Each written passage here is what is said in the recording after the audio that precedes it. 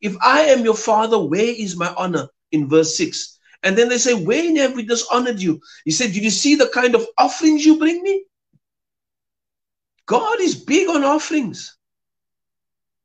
And then he says in chapter 2 of Malachi, he says to the priest, because you've allowed the people to bring this kind of offerings, I will put down on your faces. I will put down on your faces. I will curse your seed. He says to the priest. Pastors, I want to tell you today, you better get serious about what God is serious about. This is my opinion. This is what I see growing up in the kingdom, being part of the kingdom. If the 10 commandments was in order of importance for God, the first 4 speaks about honoring God.